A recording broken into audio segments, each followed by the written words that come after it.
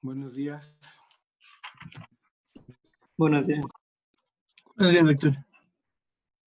En lo que se van preparando el equipo que va a exponer primero, paso lista rápida. Berenice Aparicio. Janet Arregoitia. Presente.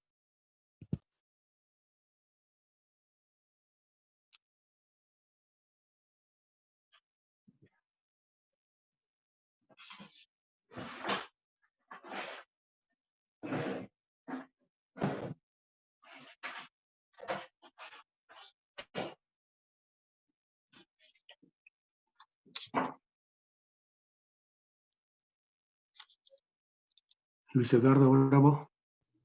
Presente. Michelle Estefaní Buendía. Presente. Mariana Castro.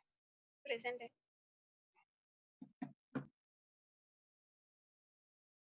Guadalupe Chabelas. Presente. Fátima Corral. Presente. Alfredo Cruz.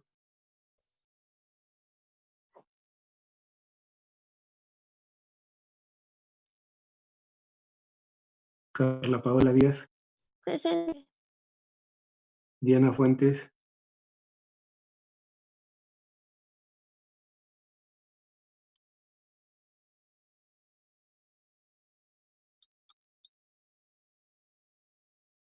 Alejandra Gopar.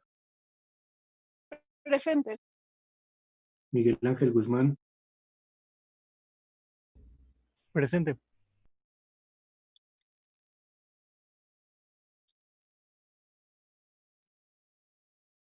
Mirna Hernández. Presente. Brenda Hernández.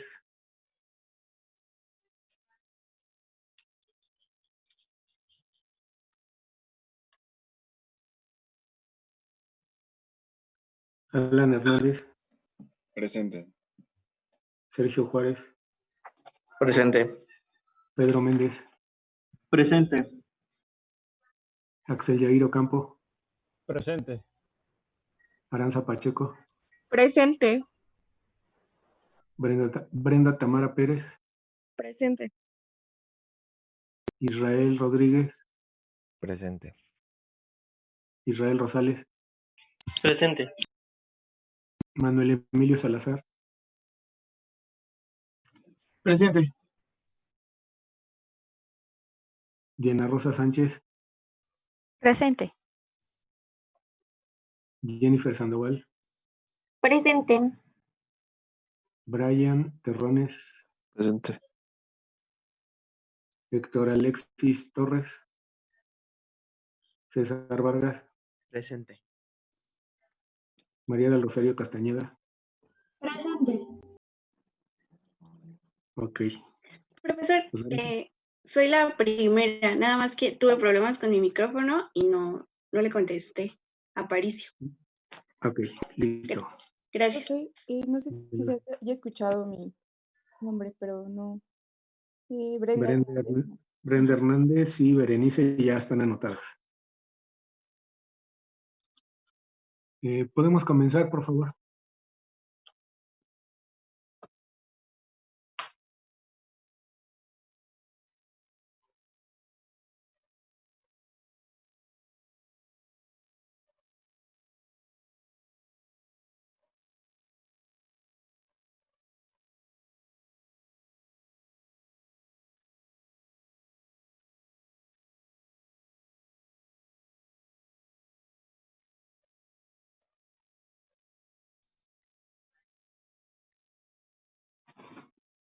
Bueno, buenos días, compañeros. Nosotros somos el equipo 6 y vamos a exponer.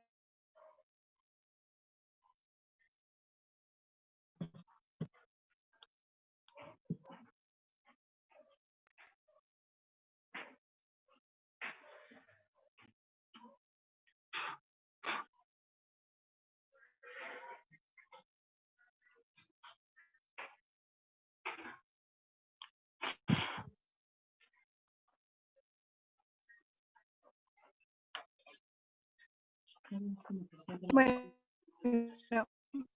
Básicamente, en cromatografía de gases se puede trabajar con dos tipos de temperatura. Está el isotermo, el cual es una temperatura constante durante toda la separación y el cual es equivalente a una cromatografía de líquidos isocrática en HPLC.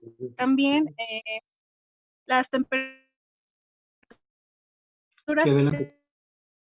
en una cromatografía isoterma deben de una precisión de más o menos un grado Celsius. Se oye cortado. No te oímos bien.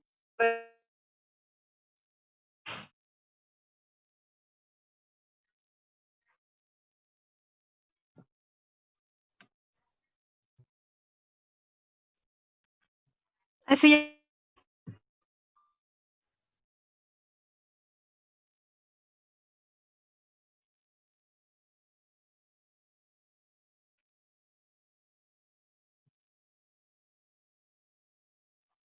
¿Ya se escucha bien?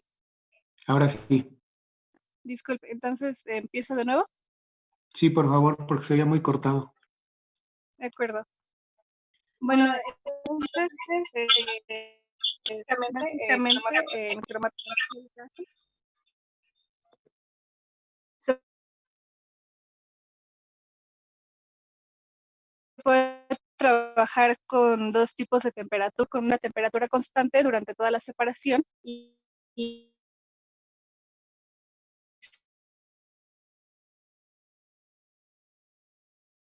equivalente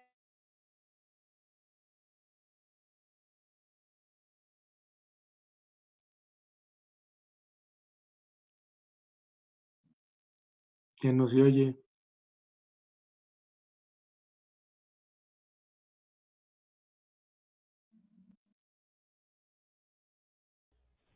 Voy a pasarla rápido. Bueno, voy a pasar esta porque mi ¿Perdón? compañera tiene problemas ahí con el micrófono. Oye, ¿ya estás bien, Norma?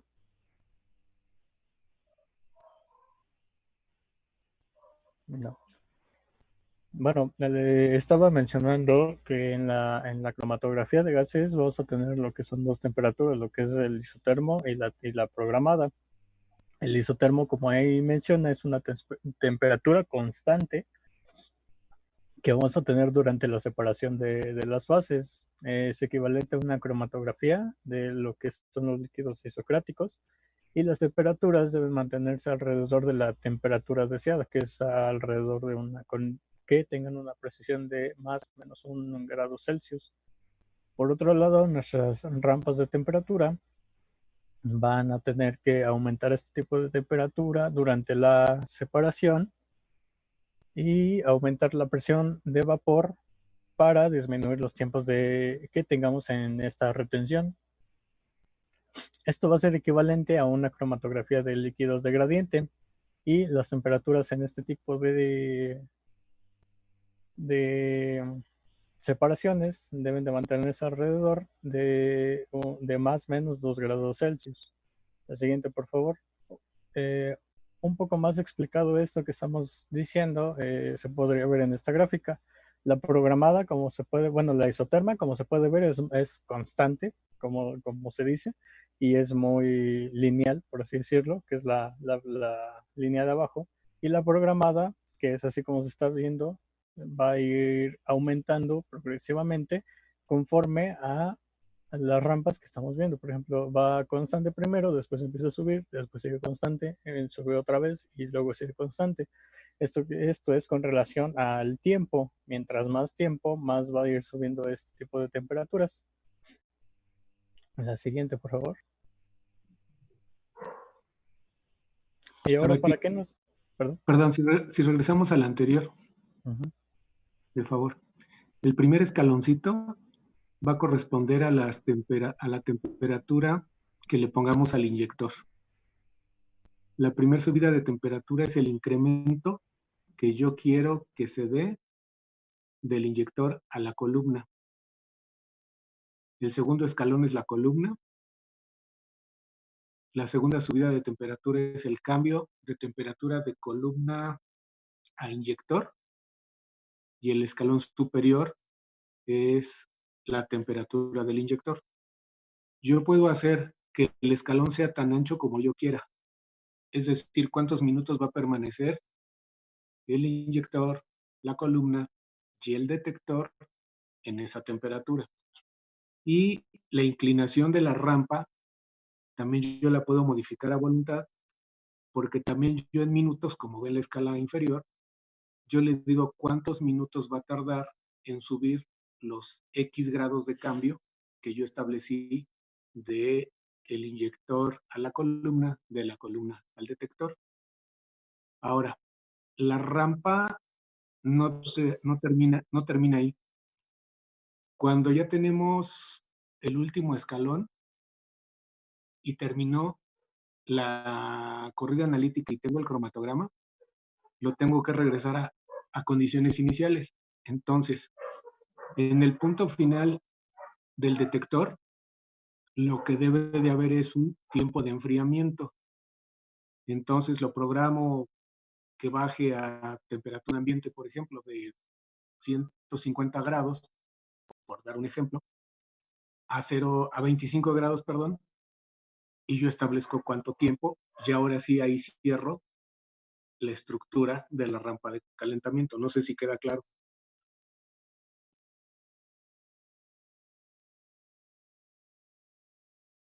¿Cómo que se cierra, perdón?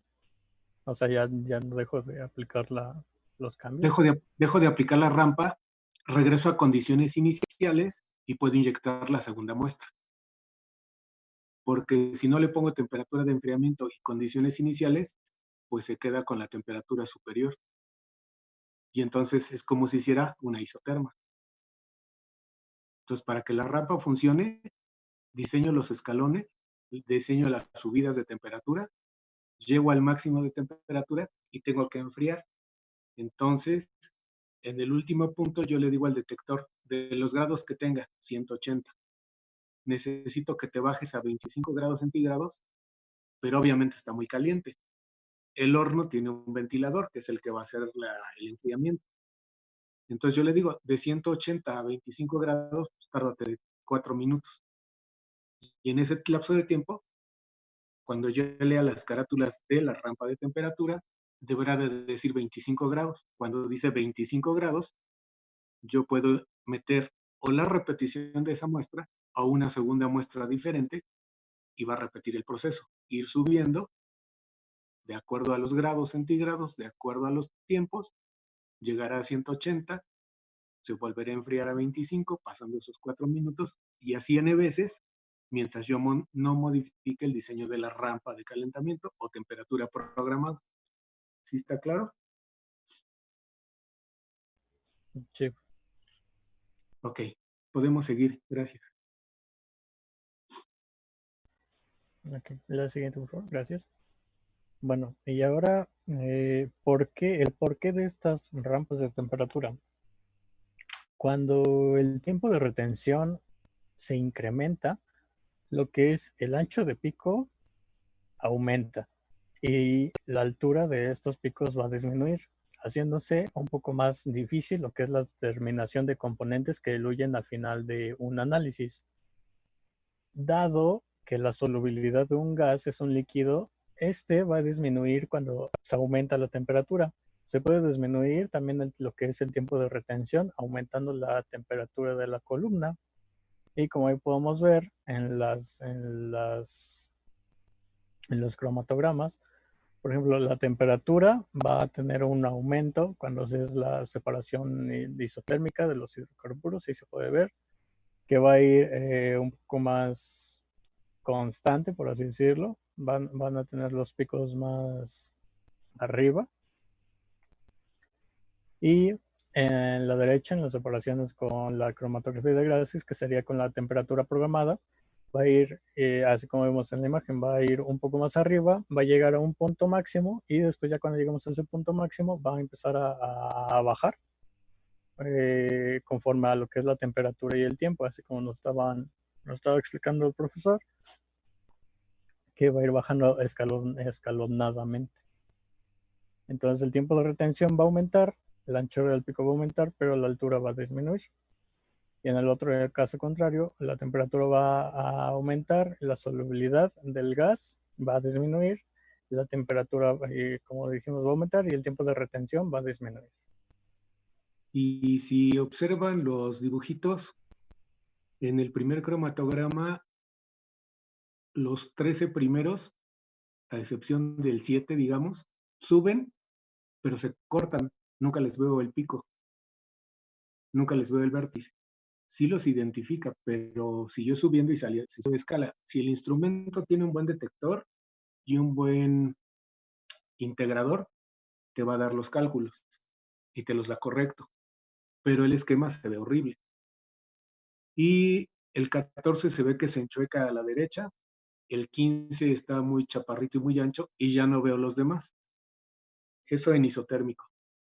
Cuando manejo rampa de calentamiento, si se fijan con lo que nos explican ahorita del tiempo de retención, anchura de pico, altura y demás, todos los picos tienen vértice, todos los picos están bien resueltos, e incluso veo más picos de los que yo estaba pretendiendo ver antes, y además en un menor tiempo. En prácticamente 40 minutos, la mitad del tiempo anterior, que era 95, pues logro ver 21 picos, a diferencia que el primero tenía 15 y estaban mal resueltos. Entonces, esto nada más es para demostrar la utilidad y la ventaja de emplear rampas de calentamiento. Podemos seguir. Gracias. Y bueno, pues como lo decía el profesor, las separaciones se facilitan con la programación de la temperatura. La temperatura se aumenta automáticamente con una rapidez predeterminada durante la corrida del cromatograma, y este aumento puede ser tanto lineal, exponencial o escalonado. De esta forma, los compuestos eluidos con mayor dificultad se pueden eluir en un tiempo razonable sin forzar a los demás para que salgan demasiado rápido de la columna. La siguiente, por favor. Aquí podemos ver un ejemplo en donde se muestra un análisis en donde se separa una mezcla de hidrocarburos con temperatura programada, primero de forma escalonada y luego de forma lineal. Podemos ver en donde se encuentra el rectángulo que tenemos a 12 componentes gaseosos o ligeros que se eluyen fácilmente. Y pues estos se eluyeron a una baja temperatura de 100 grados Celsius en un tiempo de 5.5 minutos. En cuanto a los demás compuestos, estos requieren una mayor temperatura. Y pues bueno, este análisis nos dice que pasados los 5 minutos y medio, se aumentó la temperatura 5 grados Celsius por minuto, esto de forma lineal durante 20 minutos hasta llegar a 200 grados Celsius. Esta temperatura se mantuvo hasta eluir los últimos dos componentes. Y bueno, como podemos ver, este es un ejemplo en donde se muestra la utilidad de la programación de la temperatura para la separación de los componentes. La siguiente, por favor. Bueno, ¿y qué debemos considerar al momento de realizar estas temperaturas programadas?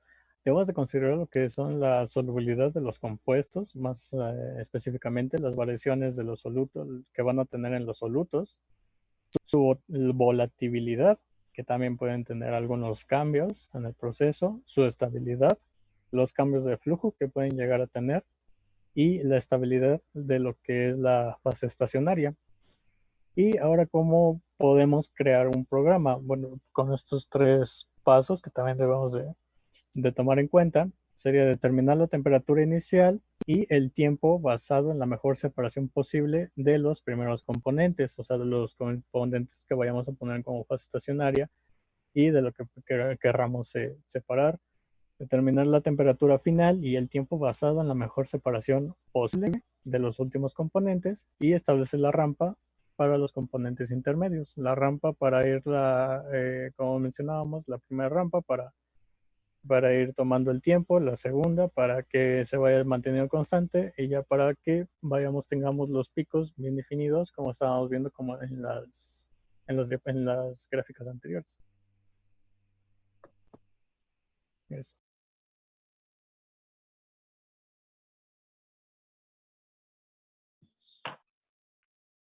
Y bueno, algunas ventajas de la temperatura programada es que se pueden analizar muestras que son más complejas, se obtienen análisis más rápidos, como en el caso de muestras con más de 20 compuestos, que al ser varios pudieran tardar más en eluir. También se puede obtener una mejor definición de los compuestos con un alto punto de ebullición o de compuestos que eluyen tarde. Por lo tanto, el cromatograma se desarrollará más rápido, lo que lo hace más versátil y pues es una cromatografía estable.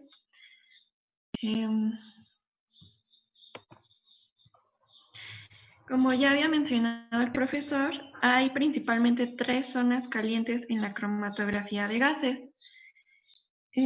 Primero está el puerto de inyección con el fin de vaporizar la muestra. También tenemos la columna para controlar el tiempo de retención y el detector, esto para evitar la condensación de la muestra. Y sí, pues como lo decía mi compañera, debe de haber una selección de la temperatura para los diferentes componentes del sistema cromatográfico. Y tenemos en este caso la temperatura de inyección. Esta debe de ser relativamente alta, consistente con la estabilidad térmica de la muestra. Esto para producir la máxima rapidez de evaporación que haga pasar la muestra a la columna ocupando un volumen pequeño. Y pues con ello se obtendrá un menor ensanchamiento y una mayor resolución. Sin embargo, si tenemos una temperatura de inyección muy alta, esta va a degradar el tapón de hule septum y ensuciar el puerto de inyección. La siguiente, por favor. En cuanto a la temperatura de la columna, si tenemos temperaturas altas, los componentes de la muestra pasarán la mayor parte del tiempo en la fase gaseosa. Por lo tanto, eluirán con rapidez, pero tendrán una mala resolución. En cuanto a temperaturas bajas, los componentes pasarán más tiempo en la fase estacionaria y estos se van a eluir con lentitud. Va a aumentar su resolución, pero la sensibilidad va a disminuir porque los máximos se extienden más. Toda esta temperatura de la columna tiene que estar relacionada tanto con la velocidad, la sensibilidad y la resolución.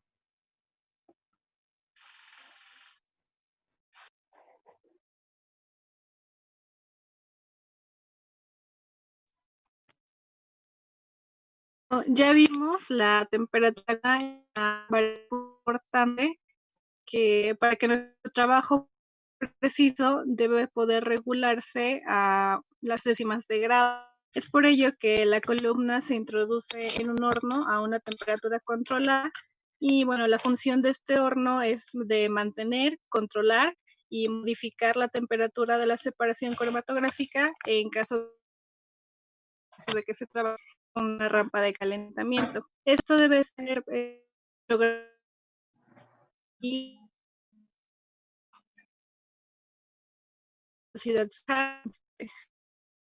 por otro lado, la columna por un sistema que sea lo suficientemente sencillo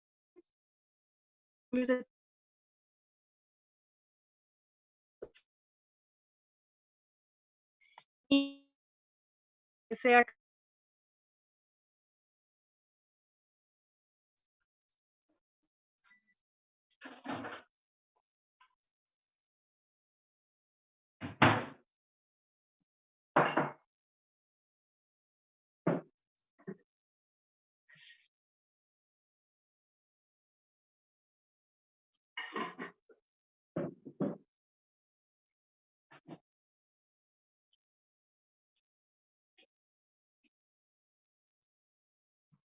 Ya no se vuelve a oír nada.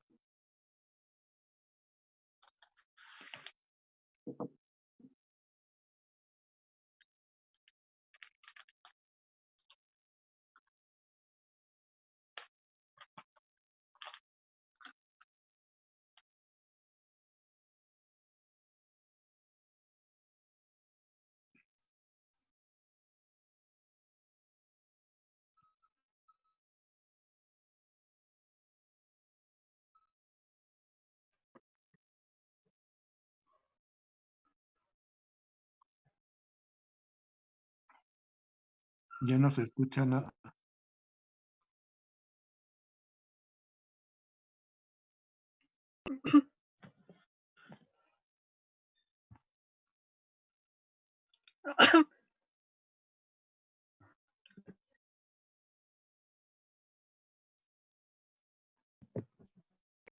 Si quieres, pasa a la siguiente, Fati. Hablo un poco sobre el horno.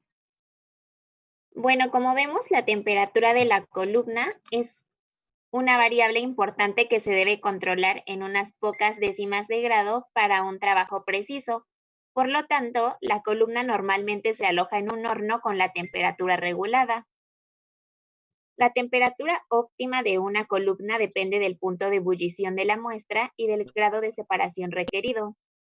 Por tanto, una temperatura igual o ligeramente superior del punto de ebullición de una muestra resulta en un tiempo de elusión razonable. Hablamos de 2 a 30 minutos en la corrida analítica. Sí, siguiente, por favor.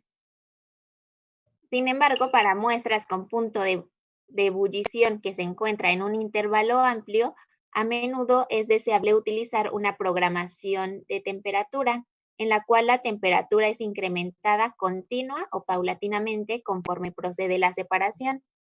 En la parte derecha tenemos 3 cromatogramas, en donde vemos el efecto de la temperatura sobre cada uno de ellos. En la primera, corresponde a un isotermo a 45 grados centígrados. El de abajo igual pertenece a un sistema isotérmico, pero a 145 grados centígrados. Y el último corresponde a un cromatograma programado de 30 hasta 180 grados centígrados. Esto quiere decir que vamos viendo una mejoría en los cromatogramas causada por el uso de la programación de temperatura, como lo vemos en el último cromatograma. Y en general, la resolución óptima está asociada con la temperatura mínima. Sin embargo, el costo de disminuir la temperatura es un aumento en el tiempo de elusión y por lo tanto en el tiempo requerido para completar el análisis. Siguiente, por favor.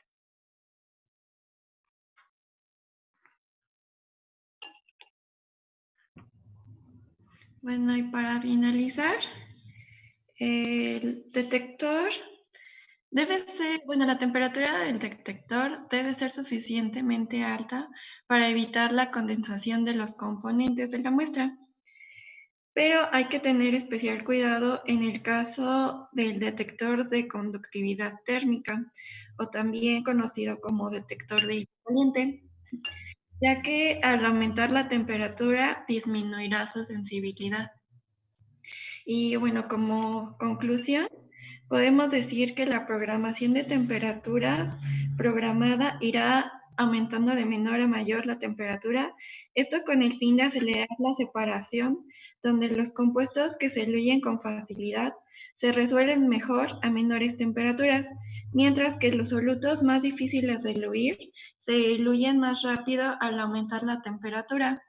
Pero hay que tener cuidado en no aumentar demasiado esta temperatura y más bien seleccionar una temperatura lo suficientemente baja.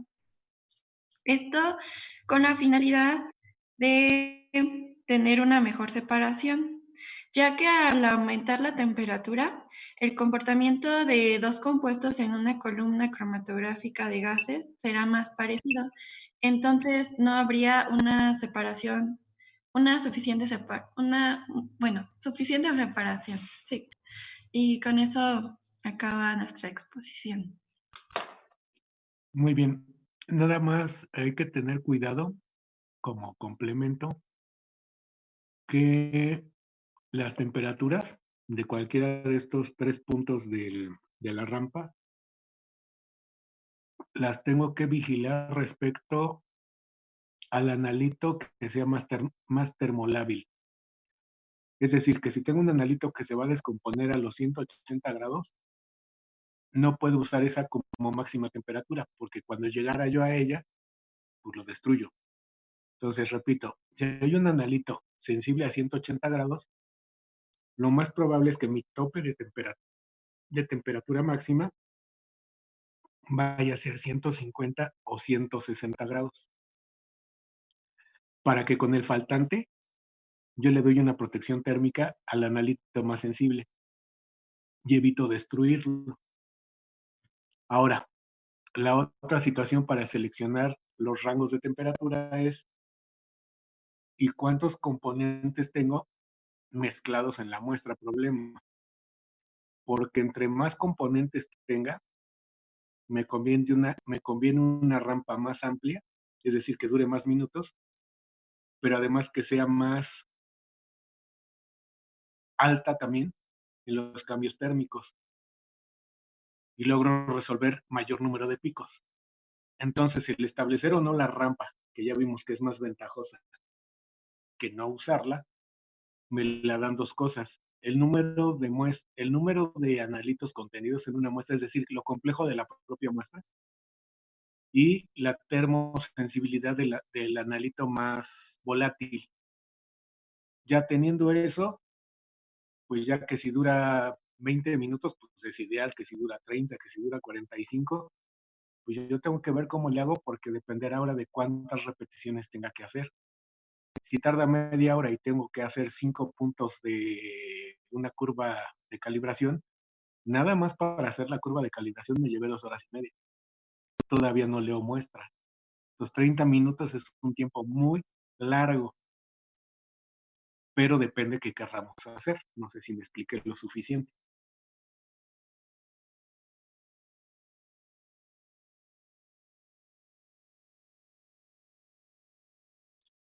¿Alguna pregunta, alguna duda?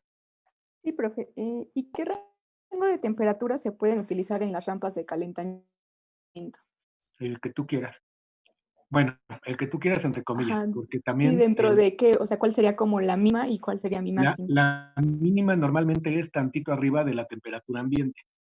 Entonces, si estamos hablando que estemos a 25 grados, con que tú le pongas 30 al inyector, ya estás por arriba de la temperatura ambiente y ya empieza la vaporización y empiezo a evitar la condensación. La columna, pues, es prácticamente que sea una temperatura intermedia de lo que vas a poner en la rampa, pero normalmente también el detector tiene un límite, porque si no voy a sobrecalentar electrodos, voy a carbonizar alguna tobera o algún material pensando en ionización a la flama, etcétera. Pero normalmente podemos ir de unos 30 a unos 280, 300 grados tranquilamente. Y repito, si el material con el que está hecho el detector lo resiste, no hay problema. Si el analito termosensible se descompone a los 350 grados, pues no pasa nada, llegué a 300, ¿sí? Entonces, serían las consideraciones generales para establecer la rampa de calentamiento. No sé si quedó respondido. Sí, profe, gracias. De nada. ¿Alguien más? ¿Alguna duda?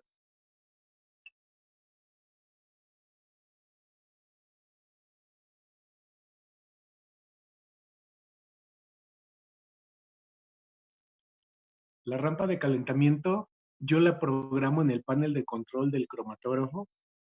Es el mismo panel de control donde están las perillas del último control de caudal o de flujo de los gases acarreadores que veíamos la clase anterior. Y ahí yo voy a poner claramente temperatura inicial del inyector, temperatura subida de la rampa, temperatura inicial de la columna, duración de la rampa, subida de temperatura. No te conviene subir el escalón en forma vertical. Por ejemplo, que digas voy a subir de 100 grados a 150 y se lo digas, lo quiero en 2 segundos. Híjole, es un calentamiento brutal para el equipo. Pero si tú le dices, yo quiero que subas de 100 grados a 150 grados en 20 segundos, se inclina el escalón de la subida de temperatura y el equipo pues sabrá si le va subiendo de 5 grados, de 2 grados, de 10 grados en esos 20 segundos, pero da tiempo para que las cosas no se sobrecalienten. Parece que no es nada. Pero yo voy a un ejemplo. Pensemos que tenemos una parrilla de laboratorio ahí frente a nosotros y pues si yo la pongo a calentar al inicio de mi trabajo, muchas veces estoy tocando la parrilla, la parte superior, la parte blanca, digo, ay, no calienta, no calienta. Pero si ya tiene un rato a la temperatura que yo le estoy pidiendo, apenas acerco mi mano, yo ya siento el calor. Entonces, recuerden que son resistencias eléctricas lo que hay ahí adentro para generar los calentamientos. Si yo sobreforzo esta resistencia, se va a trozar. Y si hay una ruptura, pues ya no hay conductividad térmica y empieza a haber inestabilidad en la rampa o fallo en la señal de calentamiento. Ahí sí, aunque yo sea muy hábil desarmando y conociendo mi instrumento analítico, ahí sí no hay otra más que llamar al ingeniero de mantenimiento, porque lo más seguro es que haya que cambiar la resistencia, pues si no en su totalidad, hacer un corte hasta donde se rompió, retirar la parte más cortita de esa ruptura y empezar a recorrer la resistencia dentro del equipo si es flexible y movible, porque a veces son como un serpentín, como un gusanito enrollado, y entonces si va recorriendo el alambre, lo puede hacer que se estire hasta donde pueda cerrar el circuito. Si son nada más barras horizontales, las que generan el calentamiento, pues hay que cambiar la pieza en su totalidad. También a veces por sobrecarga eléctrica, sobre todo en época de lluvias, o por cambios bruscos de voltaje, si no tengo el atenuador para controlar el ruido o la señal en el cromatograma, pero también no tengo una línea regulada, alguna parte del cromatógrafo se puede llevar la descarga eléctrica y se puede descomponer. Existen las tarjetas madre dentro de los equipos electrónicos y muchas veces cuando va el técnico, pues ve, porque a mí ya me sucedió una vez con el cromatógrafo, que no podíamos establecer la rampa de calentamiento y en otra ocasión que no avanzaba la carta, no avanzaba la hoja para hacer el cromatograma. Lo veíamos en pantalla, nos daba los dígitos, pero no obteníamos físicamente el cromatograma. En ambos casos, en la motherboard había tenido una descarga eléctrica y se había quemado un puntito. Entonces, muchas veces tienen líquidos para hacer la limpieza de ese punto carbonizado y con soldadura especial pueden rescatar esa tableta electrónica de control. Si no es el caso, hay que sustituirla y ese ya es un componente costoso y si no lo tienes el equipo no hace nada. Entonces parece que conectar o programar la rampa es algo inocente. Si la conecto muy brusca en calentamiento puedo quemar algo. Si la hago muy chiquita en cambios de temperatura no vaporizo o no veo lo suficiente, no tengo una buena resolución. Entonces son muchos puntos a cuidar, pero realmente si yo sigo un artículo científico que ya está predeterminado o una carta maestra en un lugar de trabajo, normalmente no debería de tener problemas. Y poco a poco voy a ir adquiriendo la habilidad necesaria para ir conociendo ciertos cambios o ciertos trucos que van a favorecer mi trabajo. Por ejemplo, si la corrida analítica de todas estas condiciones que vemos, dijimos, tarda media hora y el inyector es manual, tú ya tienes que saber qué vas a hacer en media hora, porque si no te vas a aburrir.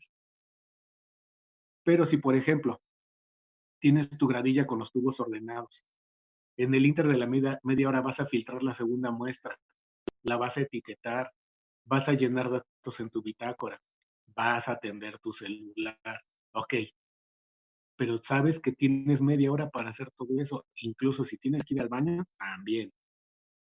Porque a la media hora tienes que inyectar. Ay, es que inyecté a los 40 minutos, desperdiciaste 10 para tu tiempo de resultados.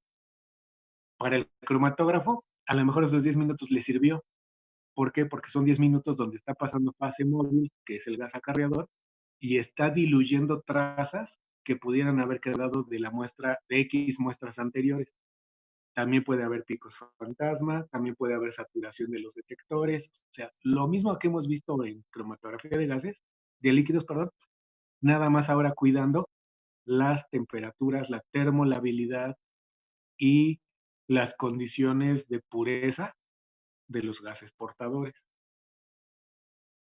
¿Alguna otra pregunta?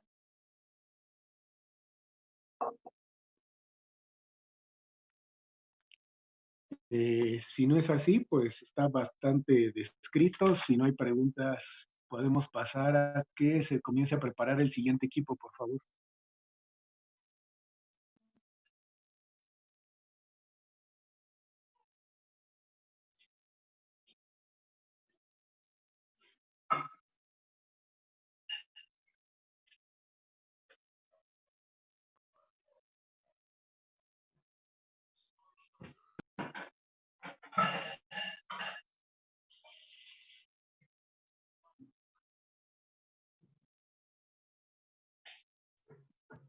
Bueno, nosotros somos el equipo 2 y les vamos a hablar sobre las columnas para cromatografía de gases.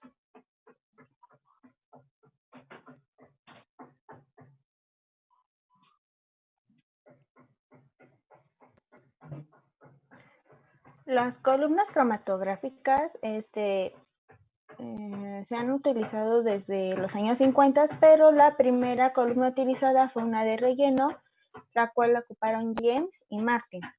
También, aparte de las columnas de relleno, existen las columnas capilares, las cuales van a tener una mejor eficiencia y las que han ido poco a poco sustituyendo las columnas de relleno o empaquetadas. Para poder diferenciar estos dos tipos de columnas hay dos criterios de acuerdo a sus propiedades, lo cual va a ser la relación de fases, que es el volumen de la fase móvil y entre el volumen de la fase estacionaria. Así como el otro criterio va a ser la permeabilidad, la cual va a ser una constante dependiente de las características geométricas que presente nuestra columna. Una columna empaquetada también es reconocida como empacada o de relleno. Estas pueden ser de diferentes materiales de fabricación, los cuales pueden ser vidrio, plástico, aluminio, cobre, acero inoxidable o níquel. Así como estas también se les va a manejar un diámetro interno, el cual va a variar de 2 a 5 milímetros o incluso hasta 5 centímetros en una escala preparativa. También va a tener un diámetro helicoidal, el cual va a ser el diámetro que va a ser, de la circunferencia, los cuales están entre 15 y 30 centímetros. La longitud que una columna puede tener va a ser de 0.5 a 15 metros. También una columna debe de tener cierta flexibilidad para que pueda ser enrollada y pueda en forma espiral, como se muestra en la imagen, y así esta puede entrar en el horno que se va a emplear. Una columna empaquetada en el interior se va a visualizar como en la imagen, ya que el color negro es el material del cual se está hecho, el cual puede, como ya había mencionado, puede ser acero inoxidable, cobre o vidrio o plástico u otros materiales. El empaque es el que va a estar adherido a nuestra columna y a través de ella va a haber un flujo de gas acarreador. Para una columna empaquetada tenemos que tomar ciertas características que debe de cumplir, ya como las que voy a mencionar. las cuales son el tamaño de partícula, el cual debe de ser 10 veces menor que el diámetro de columna para que sea un empaquetamiento adecuado y así pueda separar bien nuestros analitos de la muestra. Así como el soporte sólido que va a estar constituido por partículas, las cuales van a estar impregnadas o embebidas con un solvente y así se va a poder rellenar nuestra columna. Así también podemos decir que entre más rugosa sea la superficie de nuestro empaquetamiento, mayor será la capacidad de carga y mayor será la capacidad de separación.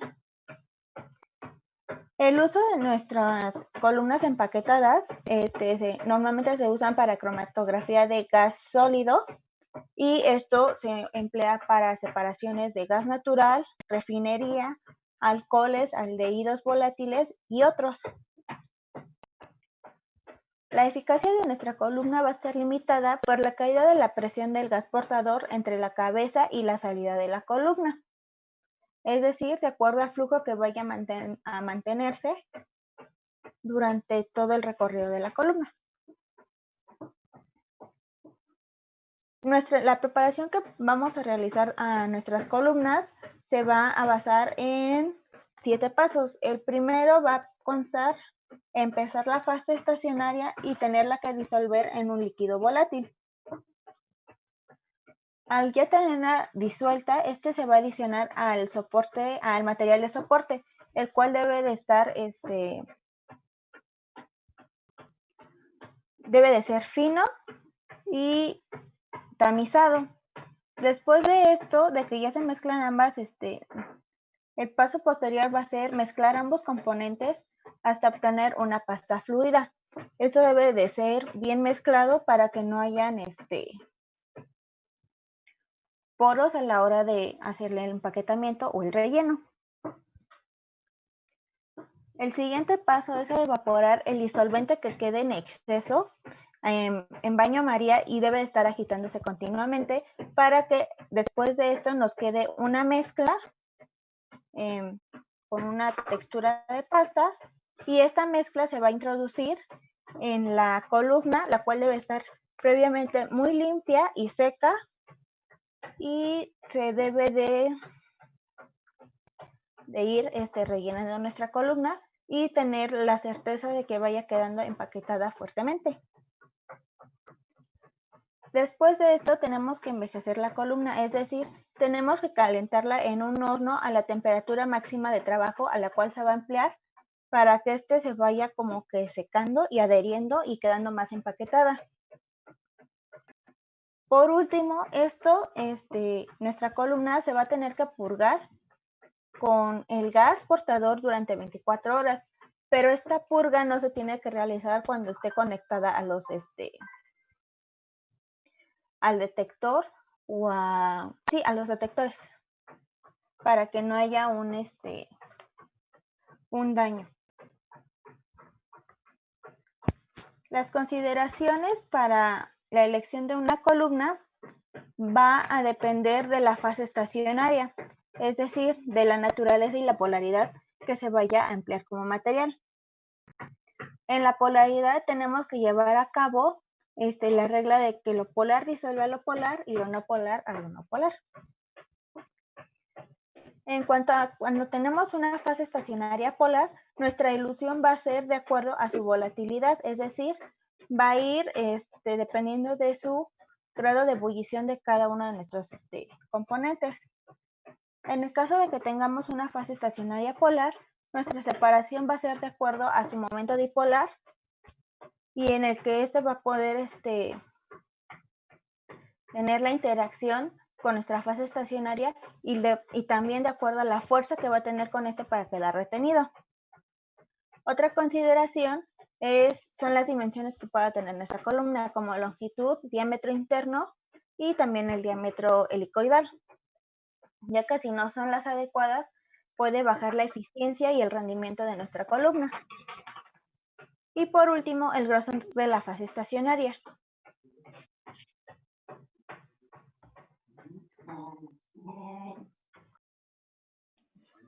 Bueno, yo les voy a hablar sobre las columnas tubulares, abiertas o capilares. Fueron descritas inicialmente por Goley en 1957 y usualmente las encontramos hechas de vidrio, sílice fundida, borosilicato o hasta metal. Tiene normalmente una recubierta de polimida, la cual es un plástico capaz de resistir 350 grados centígrados como soporte y como protección contra la humedad atmosférica. Encontramos también que tiene en comparación a las de relleno, tienen un diámetro de 0.2 a 0.8 milímetros, con un diámetro interno de 0.1 a 0.53 milímetros y una longitud puede ser de 100 o hasta 200 metros.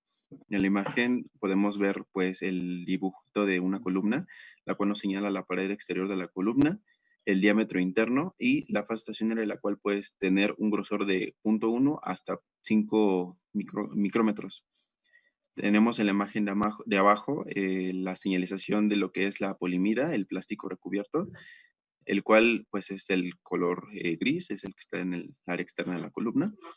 Adentro está pues, lo que sería la columna en sí. En este caso tenemos la de sílice fundida y es la que está de color blanco.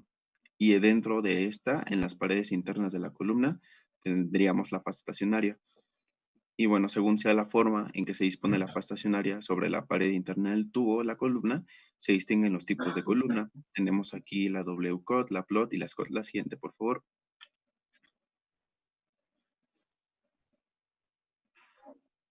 Y bueno, generalmente, ¿cómo podemos distinguir la columna capilar a la que los mencionaba Diana? Es que el diámetro, o más bien el área interna de la columna, va a ser pues más estrecha.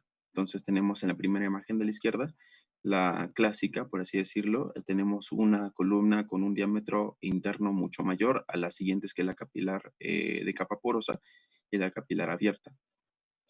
Tendremos de color azul lo que es la fase estacionaria, o lo que es de color como azul con burbujitas, que es el grano de soporte, donde encontraremos en este caso en la imagen de la capilar, capa porosa. En este caso, pues podemos distinguir las dos capilares, la capilar abierta y la capilar porosa, porque tenemos un estrechamiento aún mayor en la capa porosa en comparación a la capilar. En la capilar, pues tenemos el círculo azulito, en donde puede ser la fase estacionaria líquida, mientras que en la porosa, pues son partículas sólidas, como lo vemos en la imagen siguiente. La W-cut, pues va a ser la columna tubular abierta de pared recubierta, usualmente son de fases estacionarias líquidas. Mientras que en la siguiente, la Scott, tenemos la columna tubular abierta recubierta de un soporte. Y la siguiente es la plot, la columna tubular abierta de capa porosa. ¿Cómo distinguimos la una y la otra? Pues en esta imagen no se ve, no podemos, porque pues es básicamente lo mismo, pero básicamente en la Scott tenemos las partículas junto con la fase estacionaria líquida en las paredes internas de la columna, mientras que en la plot tendremos en sí las partículas sólidas adheridas a la pared interna. La siguiente, por favor.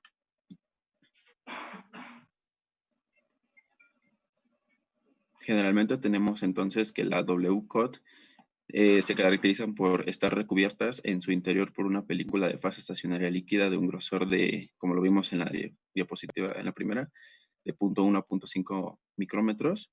Al disminuir el grosor de la fase estacionaria aumenta la resolución, disminuye el tiempo de retención y también disminuye la capacidad de carga. Mientras que la Scott consta de partículas sólidas adheridas a la pared interior que están recubiertas de la fase estacionaria líquida. Entonces es como que una combinación de ambas, fase estacionaria líquida con las partículas sólidas, mientras que la plot son las partículas sólidas. Como tienen mayor área superficial, las columnas recubiertas de soporte pueden procesar muestras mayores que las columnas de pared recubierta. La siguiente, por favor. Preparación. Bueno, primeramente veremos lo que son la preparación de las columnas capilar de capa porosa, ya que son como la que adecuamos en lo que necesitemos, dependiendo del material y del soporte que tengamos. Podremos, por ejemplo, prepararlo con la columna metálica o una columna de vidrio. En la columna metálica se prepara una suspensión de soporte, se llena la columna con la suspensión, se cierra un extremo y se evapora el agente dispersante, quedando así adheridos a la pared del capilar. Esto pues más que nada es por considerando ya las propiedades del disolvente, donde se hizo la suspensión con las partículas sólidas. Y la columna, bueno, por otro lado, la columna de vidrio, podríamos decir que introducimos una varilla de acero inoxidable en el tubo y situamos entre ambos. Esto es para dejar, por así decirlo, las partículas sólidas impregnadas en las paredes de la columna interna, bueno, en las paredes de la columna interna. En la imagen izquierda tenemos una, pues, foto del microscopio electrónico de barrido de una columna capilar con partículas sólidas en sus paredes internas. Entonces aquí se ve cómo están las bolitas y cada unidad tiene un máximo de 2 micrómetros cada una de tamaño. Antes, bueno, yo encontré un artículo donde mencionaban cómo se hacía, más bien cómo se preparaban esas columnas capilares de capa porosa. Lo hacían mediante un aparato de recubrimiento de columna, que es la imagen que está aquí en medio del cuadrito amarillo y la primera foto, donde consistía en pasar bajo presión de gas un tapón de material de recubrimiento a través de un tubo capilar enrollado. El material de recubrimiento era una suspensión de soporte sólido en una solución de la fase líquida y pues un disolvente volátil. El flujo de gas continúa hasta que se elimina todo el disolvente, dejando una capa porosa uniforme de fase líquida en las paredes interiores de la tubería, bueno, de la columna. Las propiedades analíticas y las aplicaciones de la columna preparada son las mismas que las de la columna comercial. Entonces, es con este aparatito como que hacían pasar todo la suspensión y obviamente hacían bueno, con el disolvente volátil, lo que hacían era dejar ahí adentro las partículas sólidas, o en ese caso la fase estacionaria, y así se preparaba. Bueno, ese era como, de hecho el artículo es de 1980, me parece. Y bueno, generalmente requieren para la preparación y tratamiento de la superficie para desactivar los puntos de silanol y siloxano. El tratamiento de la superficie para aumentar la capacidad de formar películas líquidas uniformes, recubrimiento con una fase estacionaria sólida o líquida y la inmovilización de la fase estacionaria. En la siguiente, por favor. Generalmente tenemos también la comparación entre una y otra de la empacada y la capilar. Las longitudes inicialmente son menores en las empacadas que la capilar, ya que, como les mencioné, puede llegar hasta 200 metros. Aquí dice 100, pero pues lo vi en otros lados, hasta 200 metros. La columna empacada también tiene un diámetro mucho mayor a la columna capilar. Esto es por la imagen que les enseñé hace 2 diapositivas, que era el estrechamiento de las columnas capilares. La eficiencia de los platos, obviamente la capilar va a tener una eficiencia aún mayor comparada con la columna capilar, empacada, perdón. La capacidad de muestra, por ende, como hay un estrechamiento en las capilares, vamos a tener una capacidad de muestra mucho menor a la columna empacada. Y el espesor de la fase estacionaria, igualmente tenemos de 1 a 10 micrómetros en la empacada y de 0.1 a 0.75 o 0.8 de lo que es la columna capilar. La siguiente, por favor.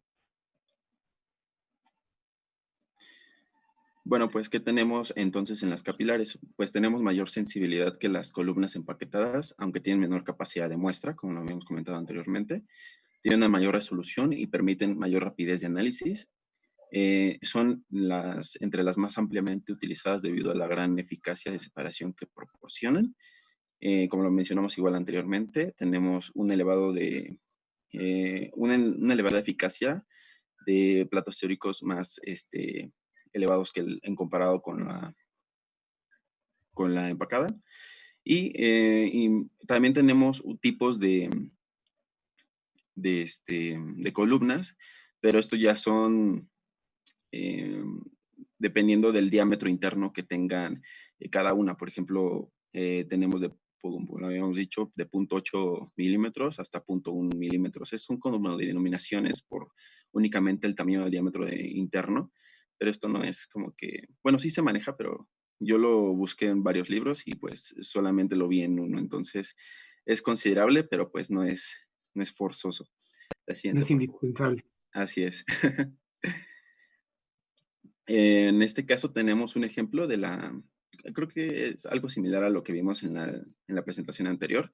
En este caso tenemos el primer cromatograma que es utilizando una columna capilar, mientras que en el derecho tenemos una columna empaquetada.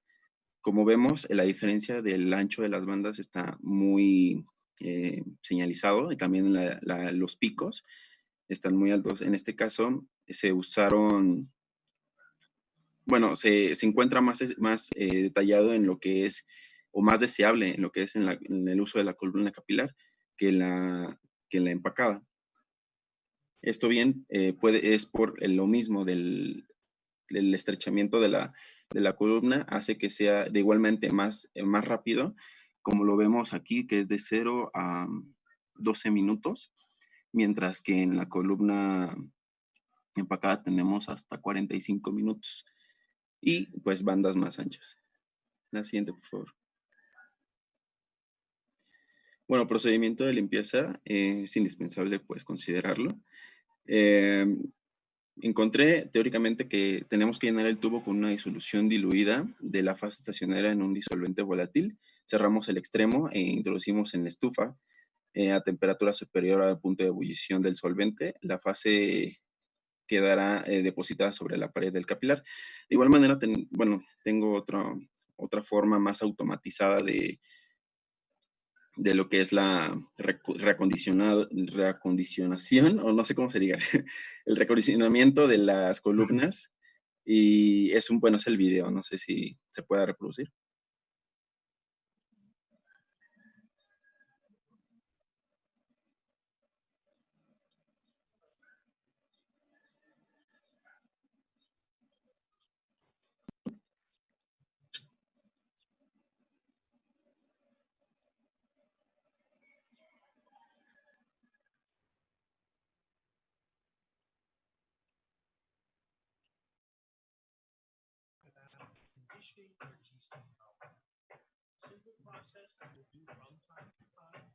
Creo que se abrió en otra ventana.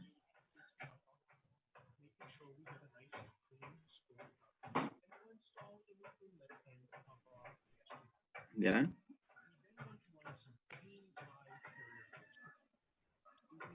Mande. Es que no vemos el video, como que se abrió en otra ventana y no lo vemos. Caray. A ver, espérame. Sí.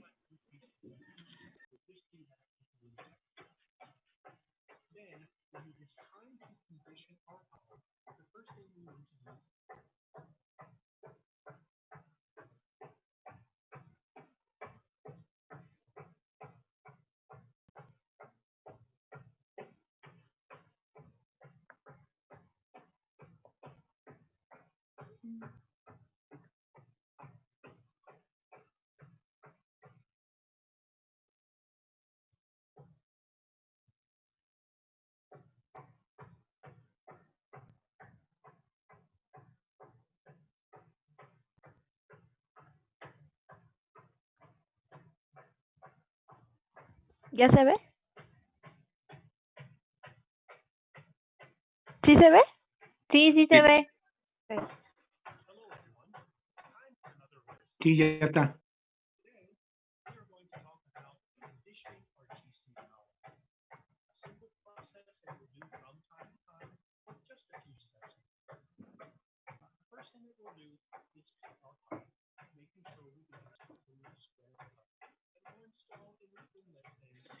Bueno, aquí lo que hace es inicialmente cortar aproximadamente 0.5 centímetros en el terminal del lado del inyector, bueno, en el terminal de la columna, el lado del inyector, y se inserta en el equipo, en este equipo. En este caso, pues se usan varios solventes y cada uno debe ser miscible. Para empezar, se puede utilizar el solvente de la muestra, pero de igual manera funciona bien lo que es el metano, el cloruro de metilo y hexano. Por cuestiones de preservación pues, y cuidado del medio ambiente, podemos sustituir los clorados con acetona y en todo caso se debe evitar el uso de solventes de alto punto de ebullición.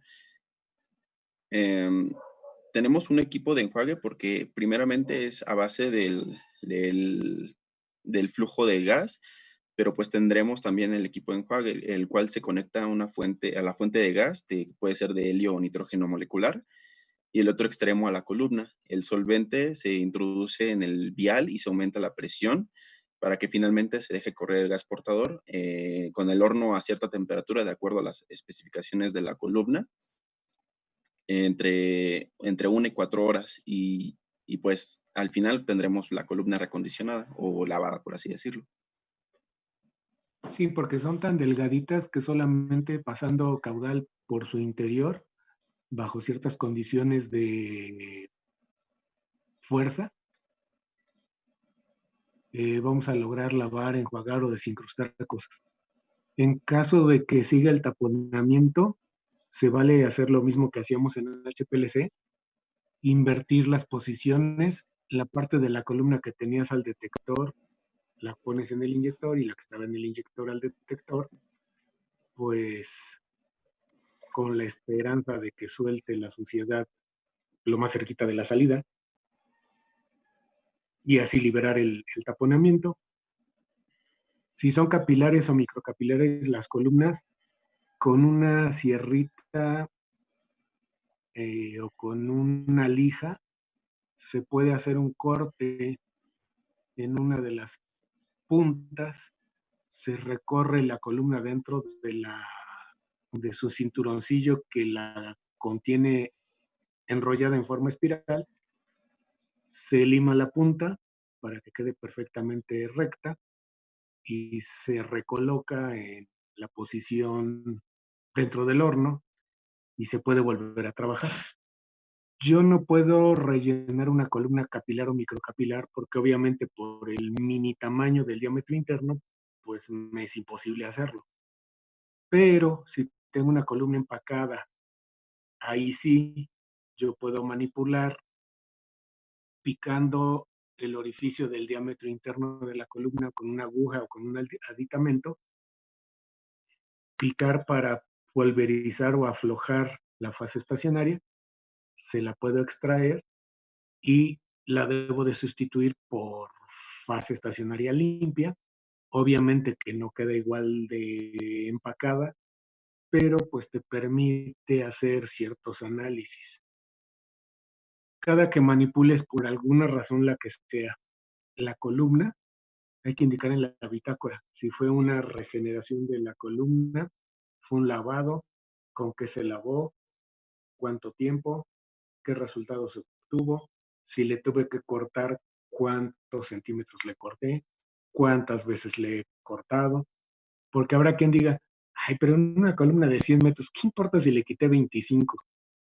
Pues aparentemente no tiene nada que ver, pero al igual que en HPLC, la columna original de venta trae un certificado en la caja y te dice con qué condiciones la corrieron y cuántos platos teóricos tiene en su totalidad de metros. Entonces, si yo le voy recortando, pues yo tendré que hacer un reajuste matemático porque cada vez tengo menos longitud de columna. La otra es que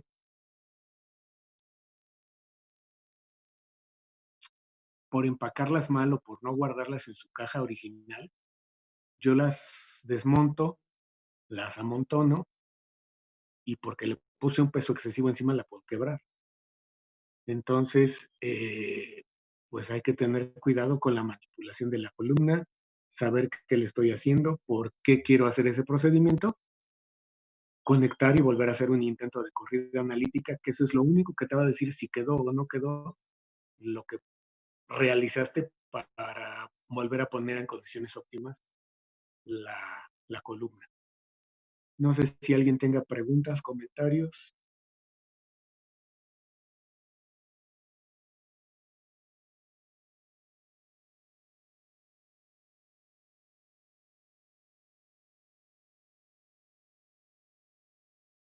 De no ser así, nos están faltando el tema de detectores, que es bastante amplio y nos está faltando lo de validación, o sea, todavía tenemos 2 días de trabajo.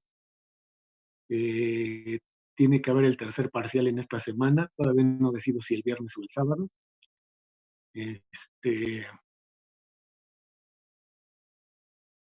Ya les mandé ayer por correo los proyectos de investigación revisados, el segundo avance. Están obviamente más completos que el primer avance. Me preocupa un equipo que todavía sigue dejando los títulos en blanco. Por ejemplo, dice resumen, introducción. Creo que hay 2 equipos que no han puesto el índice. Pueden ya nombrar el índice, más no lo paginen todavía. Algunos equipos no han incluido, aparece la FEUM en su texto, pero no viene una cita que la refiera en el listado de la bibliografía. Casi no han puesto nada de COFEPRIS. Varios equipos les falta todavía indicar si hay un estudio espectrofotométrico UV visible y un estudio cromatográfico, ya sea de HPLC o de gases, para la molécula que les tocó. Muy poquitos equipos, me parece que de 2 a 3 equipos han hecho una relación directa, que así lo diga,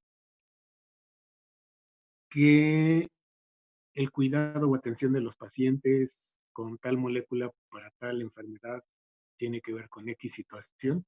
Eso refleja la unidad 1, lo de farmacia social, lo de farmacovigilancia, lo de atención y servicios farmacéuticos. Hay un equipo que sí lo puso, hasta habla de posibles reacciones adversas. Entonces, hay que ir cuidando todos esos aspectos. ¿Qué más? Así que me acuerde. Bueno, hay 2 equipos, me parece que en su portada dice que el módulo es 8º, cuando es 9º. Entonces, ya hice las aclaraciones. Si no lo hice en la primera ocasión, pues a lo mejor o no lo había puesto o no me había fijado. Entonces, ya están hechas casi todas las observaciones. Ya evalué el último cuestionario que hicimos respecto a cromatografía de gases. Ya informé las calificaciones del segundo parcial. Creo que no tengo ahorita ningún pendiente, más que elaborar el tercer examen. No sé si tengan alguna pregunta, alguna duda.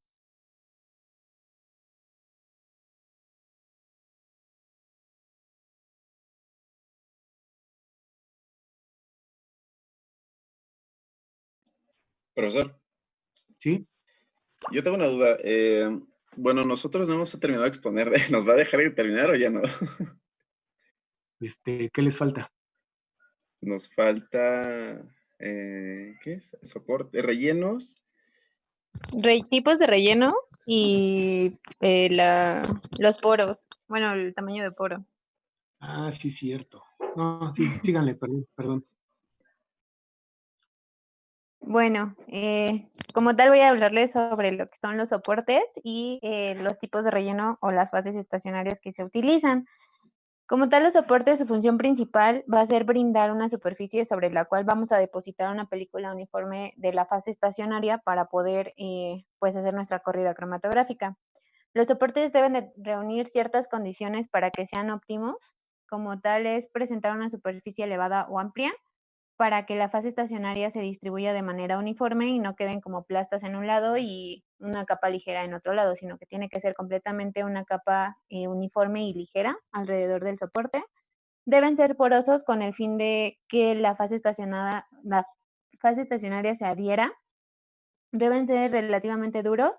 Esto no especificaban por qué, pero creo suponer que es para que en dado caso soporten ciertas presiones y no se rompan al momento o se desprendan partículas que puedan interaccionar con la fase estacionaria y puedan ser un impedimento al momento de la lectura o se lean durante la lectura cromatográfica y deben ser termoestables y químicamente inertes con la fase estacionaria del analito y no generar fenómenos de absorción del analito que influyan en la separación de nuestra muestra.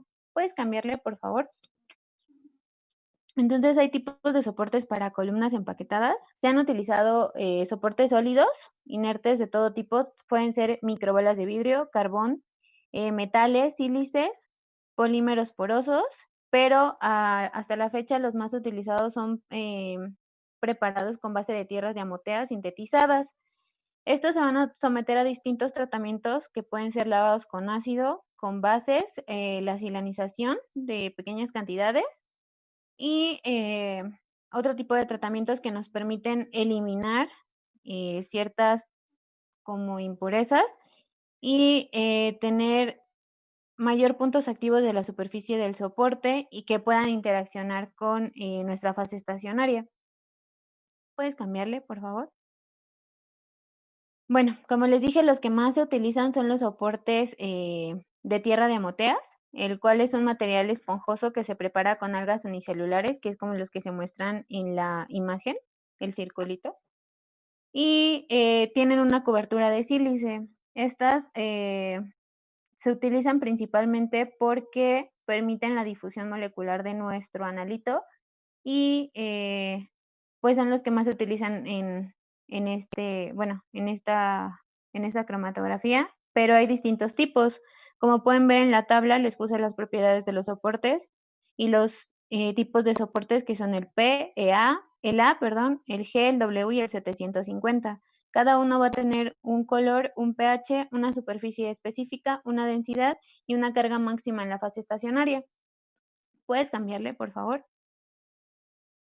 Bueno, ahí les enlisté las características principales que yo encontré de cada uno de estos. Por ejemplo, el W se calienta con un fundente alcalino para disminuir su acidez. Su color va a ser blanco y se usan en compuestos polares debido a su baja superficie e inercia.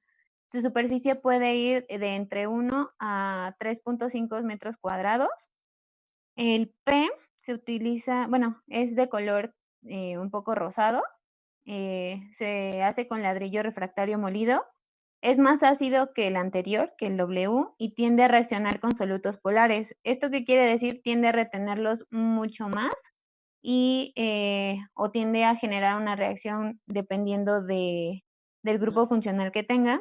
Esto lo pueden disminuir haciendo una acilación con hexametil disilizano para evitar esta interacción y que se genere algo erróneo en el cromatograma o alguna retención extra. También está el G, que se usa para la separación de compuestos polares debido a su área superficial y su alta densidad se emplea para recubrimiento en fase líquido. Tenemos el A, que este es de color rosado. No encontré muchas características sobre este, pero que, bueno, comentaban que poseía una resistencia mecánica alta y una capacidad de retención alta y no se consideraba óptimo para ciertos compuestos, pero no especificaban cuáles. Y tenemos el 750, que es el que se utiliza como más comúnmente o es el universal, por decirlo así, ya que es un material inerte. Es altamente eficiente, se lava con ácido, el soporte se usa para análisis biomédico y para identificación de pesticidas, dependiendo la industria a la que vaya dirigido. ¿Puedes cambiarle, por favor? Eso normalmente aparece en los catálogos de las empresas que se dedican a vender estos insumos, ya sea de forma digital el catálogo o en forma impresa. Porque es una información muy sofisticada y específica que solamente cuando la vas a usar la requieres, por eso no es fácil de encontrar. Pero tengo que tener una idea de acuerdo a un procedimiento experimental previo o de acuerdo a un documento base que yo esté siguiendo para cuando tenga que hacer la elección del tipo de cromosor o de algún otro soporte, pues simplemente ahorita están viendo que hay 5 posibilidades. Entonces, ¿cuál elijo? ¿Por qué la elijo? ¿Qué me da mejor resultado? ¿Cuál es menos costosa? ¿Cuál es menos contaminante? cuál es más versátil para usar con mayor número de muestras diferentes, etcétera, etcétera, pues va a ser lo que nos orienta a la toma de decisión. Les repito, jamás le pregunten al vendedor de la empresa cuál les va a recomendar. Él les va a recomendar la más costosa, ¿sí? O la más vanguardista, la más novedosa. Pues porque obviamente pues pretende colocar ese producto en el mercado, ¿sí? ¿Qué más? Bueno, yo lo encontré en un libro de agronomía, pero Sí, sí, es que de por hecho sí ejemplo, hay muchos catálogos porque también hay costos y creo suponer el más costoso era el tipo A porque es el que es más difícil de conseguir. Estaba sí, muy caro el A. puede ser por lo sofisticado de las muestras que maneje, por lo específico del analito. Yo tengo catálogos, pero pues obviamente están en mi oficina y no les miento, son como 5 hojas de un directorio telefónico de un tipo de columna. Entonces ves y ves y ves y dices, ¿cuál quiero? ¿Para qué me sirve? Entonces a veces si es digital, tú puedes ir acotando la búsqueda porque dices, yo quiero monitorear anfetaminas, quiero monitorear, pero las quiero en muestras urinarias, o quiero monitorear, no sé, X sustancia plaguicidas en, en lácteos, pero ¿qué tipo de plaguicidas? Y entonces uno le va cerrando las opciones al equipo para que de esas 5 hojas de opciones a lo mejor te queda 1.5. Sigue siendo mucha información, pero ya se redujo considerablemente y la toma de elección pues ya puede ser un poquito más viable de tomar. Es que con el costo de una columna capilar o microcapilar, eh, pues no sé, a veces están de 8,000 pesos para arriba. No es como decir, ay, me equivoco y compro otra. Pues a ver, espérate, con lo que cuesta le tienes que atinar al primer intento. O a hacer lo que puedas con lo que ya tienes. Porque a veces no es viable tener más que una, máximo 2 columnas en un laboratorio, pues para hacer los cambios pertinentes por los costos que estoy diciendo. Obviamente también una columna cromatográfica desmontada, si no la tapé con unos taponcitos especiales que trae como si fueran unos dedales de plástico, también se reseca y también se echa a perder y también le voy a tener que seguetear las puntas y le voy reduciendo el tamaño cada que hago yo una manipulación. Entonces no son cosas tan sencillas, pero sí hay muchos cuidados que tomar en cuenta. ¿Qué más? Bueno, ya hablando sobre las fases estacionarias que van a ser colocadas sobre estos soportes, pues obviamente tenemos que, pues, en la cromatografía de gas sólido vamos a tener una fase estacionaria sólida y en la gas líquido vamos a tener una líquida inmovilizada. Las fases estacionarias deben de tener ciertas características. La primera es tener baja volatilidad, deben tener estabilidad térmica, ser químicamente inertes, en este caso con el soporte, deben ser de baja viscosidad, deben ser bien hidratadas para ser colocadas por el soporte, como decía mi compañera Diana, para que se genere una buena adherencia y deben ser selectivas frente a compuestos que se vayan a separar. ¿Puedes cambiarle, Dianita, por favor? Ahora hay distintos tipos de fases estacionarias y existen distintas clasificaciones, pero la principal o las dos principales fueron propuestas por no sé cómo se dice, Reuschner y McReynolds, que es la tablita que les puse del lado izquierdo, donde vienen las fases estacionarias que ellos proponen, que es un listado a las temperaturas a las que se puede trabajar, el nombre comercial común y las aplicaciones que se pueden utilizar dentro de estas. ¿Puedes cambiarle, por favor, Diana? Yo se las quise dividir. La primera son los polidimetil siloxanos. Estos son siliconas. Se utilizan ampliamente por su estabilidad térmica y por modificar libremente su estructura y poder cambiar su polaridad. ¿A qué me refiero por poder cambiar su polaridad? Se pueden hacer ciertas sustituciones en los grupos R, que pueden ser vinilo, fenilo, metilo, 3,3,3 trifluoropropilo y grupos cianoetilos. Esto nos va a brindar en esta fase estacionaria distintas polaridades que nos permiten pues variar el cómo se va a ir separando nuestros compuestos. También hay otro tipo de, bueno, los materiales de este tipo se deben de usar completamente puros, no deben de contener rastros de catalizadores y son selectivos y muy eficientes. ¿Puedes cambiarle, Dianita, por favor? Tenemos también los poliésteres. Estos son polímeros resinosos que son moderadamente polares, cuentan con escasa estabilidad, ya que se hidrolizan muy fácilmente o se pueden oxidar fácilmente. Y pues esto ocasiona una reacción con el analito que puede ver afectada tanto la separación como la lectura de nuestra muestra o la identificación de nuestra muestra. También tenemos los polifenilésteres, que son fases estacionarias moderadamente polares con poca volatilidad y tienen buena estabilidad térmica. Pueden alcanzar temperaturas de hasta 400 grados y mantenerse estables durante la lectura. ¿Puedes cambiarle, Diana? Gracias. Y tenemos otras fases estacionarias que son las fases enlazadas o también las pueden encontrar como entrecruzamiento o ligamiento. El objetivo del ligamiento o el entrecruzamiento va a ser ofrecer una fase estacionaria mucho más estable a temperaturas altas que puedan cambiar la dirección de flujo si hay contaminantes, que era lo que nos decía el profesor. Podemos cambiar esta dirección de flujo cuando se encuentran contaminantes y así no afectar el resto de nuestra columna. O sea, si se encuentra el tamponamiento en la esquina, en el inicio donde se inyecta la muestra, podemos cambiar ese flujo y mantener agregando el disolvente hasta que estos restos de contaminantes se salgan y así pues no afecta al resto de la columna y que se vayan reteniendo estos contaminantes al pasar la columna. El enlace se lleva a cabo in situ, que es posterior a que la columna ya está revestida con algún polímero que les mencioné anteriormente. Otra forma de hacer este enlace va a ser añadiendo un peróxido o con rayos gamma. La añadidura del peróxido es incorporar este peróxido al fluido original. Creo suponer, no especificaban cómo, pero supongo que es al momento de generar el líquido con la fase estacionaria y ponerlo en el soporte. Este se va a calentar y se inicia una reacción y así se va a generar esta película resultante que pues sería nuestro enlace o nuestro entrecruzamiento de lo que se ocasiona. Y pues esto se genera porque tienen mucha mejor estabilidad.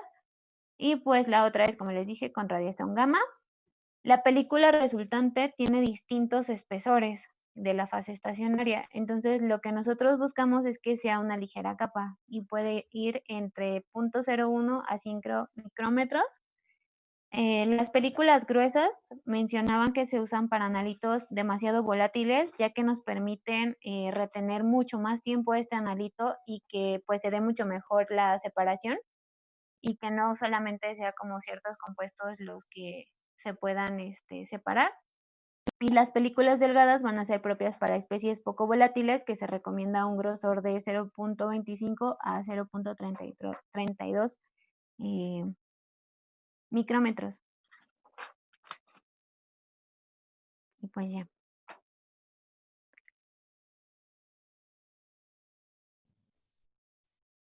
Bueno, ya para terminar, pues vamos con lo que son los poros. Bueno, la porosidad de un material va a estar definida como la medida de los espacios que se encuentran vacíos dentro del material, pudiendo estar en una superficie externa o interna y que permiten el paso de gases o vapores dentro, a través o fuera del propio sistema. Lo que sigue, por favor. Bueno, para el caso de los materiales porosos, la IUPAC los clasifica en función de su tamaño, por lo que vamos a tener pues materiales microporosos que van a ser aquellos que presenten un diámetro de poro inferior a 20 Angstrom, o lo que vendría siendo 2 nanómetros. Los materiales mesoporosos, que son aquellos que presentan un diámetro de poro comprendido entre 20 y 500 Angstrom, o sea, entre 2 y 50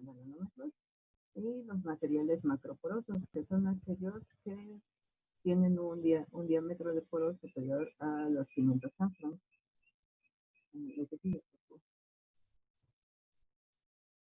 Y bueno, pues aquí vemos una gráfica, pues donde está un poquito mejor explicado lo que acabo de decir, de donde vemos pues algunos de los materiales mesoporosos, que bueno, el más importante en este ámbito pues son las ceolitas. En el caso de los mesoporosos, que vienen a ser las sílices mesoporosas, y en el de los macroporosos, que vienen a ser geles y vidrios porosos. Aunque pues ya en la actualidad también pues hay sílices mesoporosas que ya tienen una capacidad, bueno, tienen un diámetro de poro superior a los 500 Armstrong.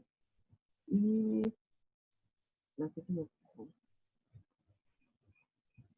bueno, las ceolitas, pues en este término es usado para denotar aluminosilicatos cristalinos microporosos. Generalmente pues tienen un tamaño de poro de menor a 2 nanómetros de diámetro. Son de origen natural o sintético. Y bueno, estructuralmente son complejas y pueden considerarse polímeros inorgánicos cristalinos basados en una red tridimensional de tetraedros. Estos son de tetráxido de silicio o de aluminio y van a estar enlazados entre sí a través de los oxígenos de los vértices. Y bueno, la manera en la que se acomodan los tetraedros, ya sea de silicio o de aluminio, en el enlace dentro del espacio del compuesto, pues va a dar pues una serie de sistemas de canales y de conformaciones que va a permitir pues ampliar o disminuir su tamaño de poro, al grado de que ya en la actualidad pues se han podido obtener tamaños de poro hasta de 8 nanómetros, lo que ha permitido pues que se utilicen en otros ámbitos.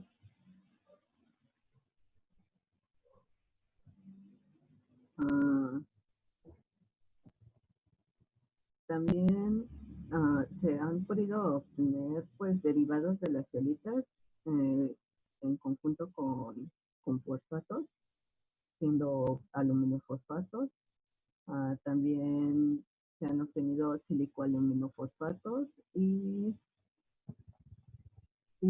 aluminofosfatos metálicos. Sin embargo, el uso de estos materiales es limitado, ya que tienen una pobre estabilidad térmica e hidrotermal comparado a los que están pues basados únicamente en compuestos de silicio y aluminio. La que sigue, por favor. Otros materiales mesoporosos son los de la familia M41S. La síntesis de esta nueva familia de silicatos mesoporosos implica un proceso Sorgel bajo condiciones hidrotermales. Estos se diferencian de las ceolitas fundamentalmente en el hecho de que las paredes de sus poros no son cristalinas, sino que están constituidas por sílices que no tienen orden a nivel atómico. De modo que el orden en estos materiales está relacionado con la disposición de los poros.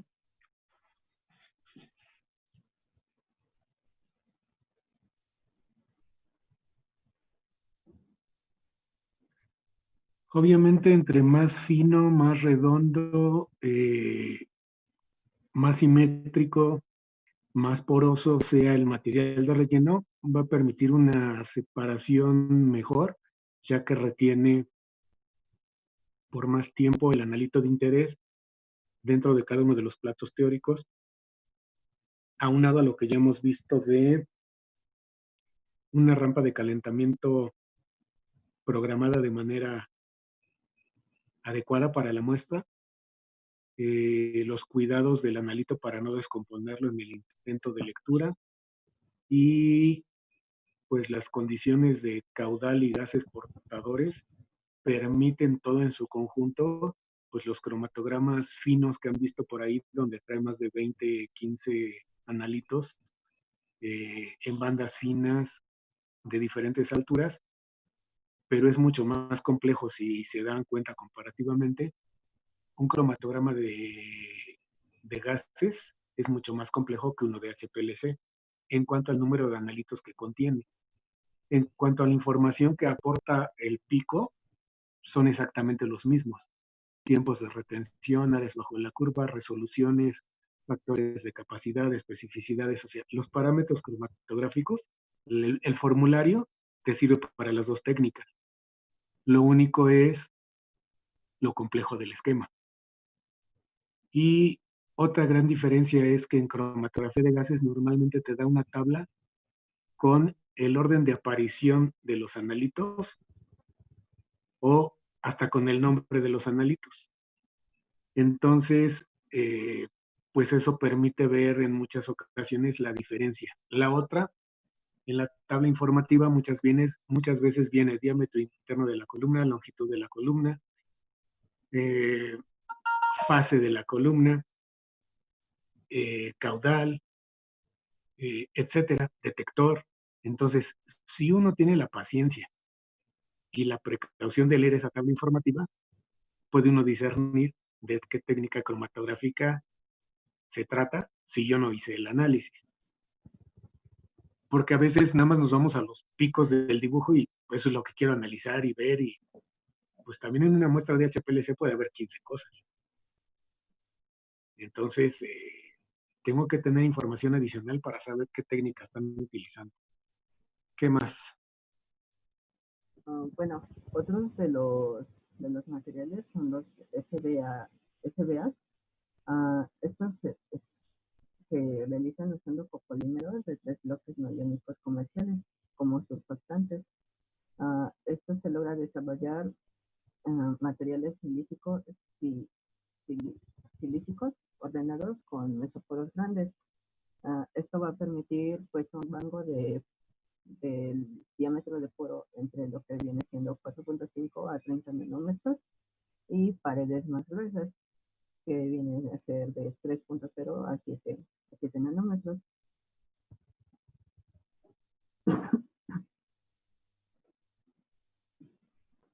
Algunos de los otros surfactantes que se pueden utilizar son de tipo no iónico y son copolímeros de bloque anfifílicos, óxidos de etileno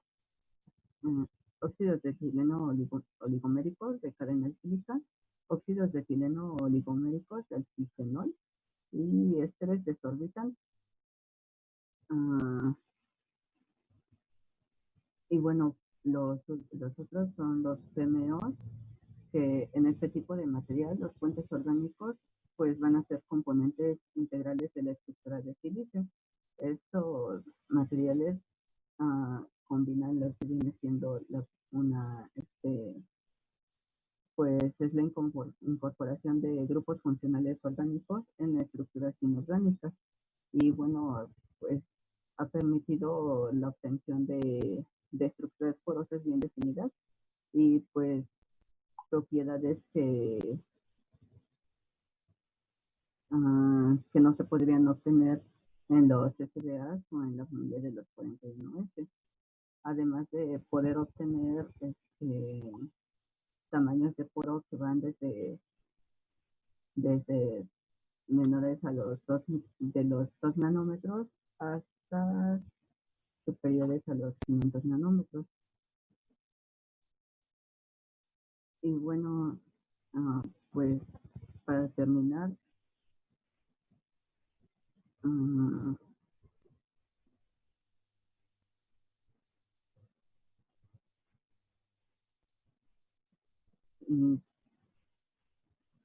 bueno, el descubrimiento de todos estos materiales ha permitido pues realizar diversas modificaciones en la morfología de estos componentes para la obtención de partículas esféricas, como ya lo había dicho el profesor, las cuales pueden ser usadas como fases estacionarias en cromatografía o como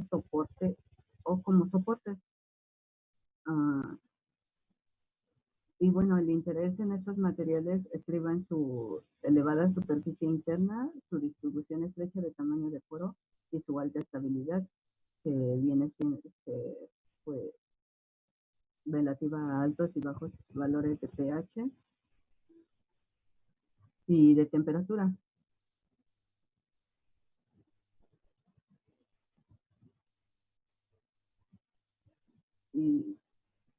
Y bueno, también pues son importantes debido a que incorporan diferentes grupos orgánicos en su estructura sin que ello implique modificaciones en las características propias del material, tales como su elevada área superficial, su distribución de tamaño de poro y su alto grado de ordenamiento en el poro.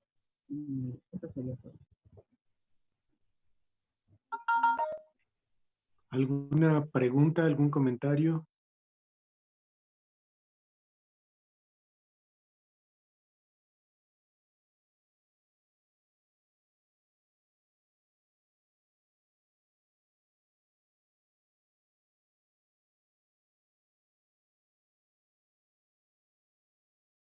Bueno, ya nada más sería cuestión de, pues digamos, los avisos generales, gracias a los dos equipos participantes. Les decía yo hace tiempo, cuando estaban viendo lo del video de este último equipo, ya me parece que voy al día con las revisiones de los trabajos correspondientes. Incluso ya ahorita me escribió la maestra que es la semana de evaluaciones, eso es lo de las encuestas. Ya le respondí que está la encuesta del sistema del programa de enseñanza, el programa emergente de enseñanza remota. Ya le dije dónde encontrarlo. Entonces, pues también para que ella haga el llenado de esa encuesta, espero que ustedes también. Cosas que ahí recuerdo y que uno a mis juntas de profesores previas que he tenido, la información que de ahí obtengan, por ejemplo, ahí dice, ¿qué consideramos de riesgo cuando llegara a ver el momento de reincorporarnos presencialmente a la universidad? Pues el mayor riesgo es desde dónde venimos y en qué transporte llegamos. Después la otra sería cuántos estaríamos en un espacio pues reducido de tamaño, porque ya ven que los salones tienden a ser pequeñitos. Entonces, se pretende de ahí obtener información para ver cómo sería el regreso, si es que se va a dar en el siguiente trimestre. Y la otra es la evaluación pues de esto, cómo lo estamos sintiendo o percibiendo cada uno. ¿Funcionó, no funcionó? ¿Qué dificultades técnicas tenemos? Como que a veces el enlace no es rápido, se nos cae la señal del internet. Que si la mayoría nos enlazamos vía las sesiones programadas, que si las sesiones se mantienen en ese orden, no hay sesiones emergentes, qué otras plataformas usamos. Sí está un poco larguito, como nos advirtió su compañero, más o menos sí te tarda 20 minutos. Y además, pues nada más hay que ir seleccionando casillas y poniendo puntitos en la opción que uno considera. Y pues ya saben cómo están diseñadas estas plataformas. Si alguna me brinqué porque la estaba pensando, porque pensé que se daba lo mismo, cuando lo quieres enviar, te dice que te falta una y te la marca para que en ese momento la contestes. Entonces me parece que estamos en un buen momento para aportar información a la institución y que de alguna u otra manera se tomen las mejores decisiones para un regreso seguro. No sabemos si se va a llevar a cabo o no, eso ya lo tienen que deliberar las autoridades, ver la situación de la ciudad o del país en general, porque todo indica que esta semana ya es semáforo naranja. pero como yo he visto muchos comentarios, no por cuestión médica, no por cuestión de que la pandemia ya se haya disminuido o se haya frenado, los casos siguen en aumento, sino más bien es porque ya la situación económica de nuestra población ya es insostenible. Es decir, que muchos trabajos son al día o son a la semana, la percepción del trabajador, y después de 4 meses de aislamiento o de sueldos reducidos por toda esta situación, pues ya hay gente que si no ha perdido el trabajo, la reducción de sueldo o la falta de productividad está llevando a muchas empresas ya hacia la quiebra. Es una explicación económica, más el riesgo sanitario sigue existiendo. Dicen que la vacuna estará disponible hasta el 2021, pero no saben cuándo, no saben quién. Entonces es una situación muy, muy compleja. Los que por ahí han manifestado que han tenido que venir a la ciudad o que han tenido que a salir por situaciones familiares, por situaciones médicas, por situaciones las que sean, pues qué bueno que siguen bien, que atendemos las cosas con prudencia y con cautela, pero pues esta situación va a prevalecer otro ratito. Para los tiempos WAM, pues ya viene un relax. El 17 de julio se acaba el trimestre. Las vacaciones empiezan de esa fecha al 24 de agosto. Entonces vamos a tener un mesecito para pues no pensar en esta corretiza digital que pues sí nos ha permitido avanzar, que sí nos ha permitido continuar, pero yo les he dicho abiertamente, hay trámites en la universidad que están detenidos en su totalidad, como son registro de nuevos proyectos de servicio social, la entrega de los reportes está muy lenta, reportes de servicio social, y algo que está también completamente detenido es el proceso de titulación. Entonces, obviamente, si quieres acceder a un posgrado, hay ahorita muchas dificultades porque no hay una fecha de titulación, no hay un documento que avale que tienes estudios concluidos. Entonces, ya se hizo ver a las autoridades la situación, nada más que pues no hay respuesta porque son cosas muy complejas. Hay trámites que yo como profesor tengo que realizar, los hice en tiempo y forma, vía documentada en marzo antes de retirarnos por esta situación sanitaria, y ya me los pidieron de forma digital, de forma urgente, la semana pasada. Entonces, todos tenemos diversas presiones, pero creo que hemos ido sorteando y resolviendo esta adaptabilidad a este nuevo sistema, que todavía es mejorable, pero creo que hasta el momento ha funcionado. Si no tienen preguntas, mañana vemos lo de detectores y el miércoles con los dos equipos que les toca la parte de validación. ¿Sí? Víctor, perdón, nosotros somos el equipo de detectores. Ayer le mandé yo sé, un poquito en la tarde, Sí. la presentación. Quería ver si la podría dar una revisada rápida. No sé si le llegó a su correo, si tuviera el tiempo y para avisarnos si quiere que le agregamos algo más o le falta algo. Sí, aquí está, equipo 4 detectores. Sí. Pues déjame ver qué puedo hacer de aquí a 15, 20 minutos. Y si no, cuando regrese yo de la UAM, te hago la notificación. Tengo que estar a las 11:20 en la UAM. ¿Cuánto me tarde? No lo sé, depende cuánta gente haya y cómo nos atiendan. Y pues ya veré. Pero sí contesto en un rato, ¿de acuerdo? Sí, muchísimas gracias. Sí, de nada. ¿Alguien más? ¿Alguna cuestión? Perdón, Emilio, me dice problema con el archivo reintentar.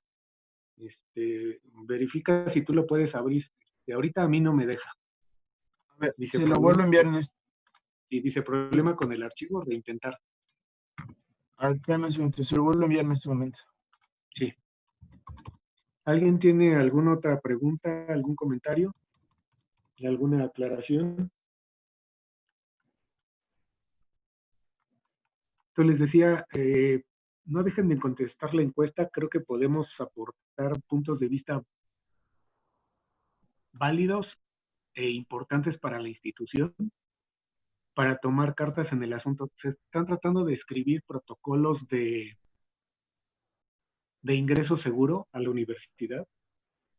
Incluso edificios como planta piloto se pretende que no haya la totalidad de gente el mismo día y a la misma hora en ¿cómo se llama? En